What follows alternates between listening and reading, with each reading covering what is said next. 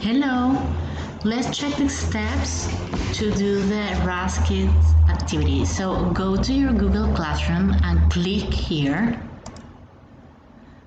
Okay, then you will find your username. In this case, I will use mine.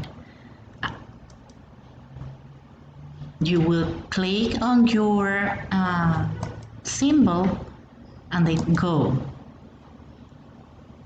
Then here, if you can do the following, you can click on reading if you cannot see another way, and then you will back to reading and click again in flight check.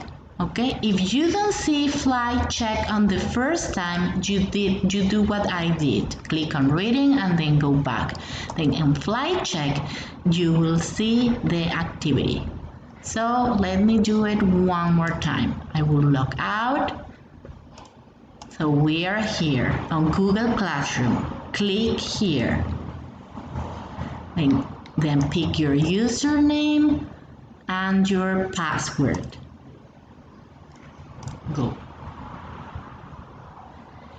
If you don't see flight check here, click on reading, then click on back to reading and click on flight check.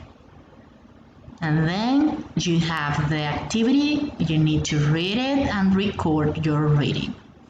Okay? That's it.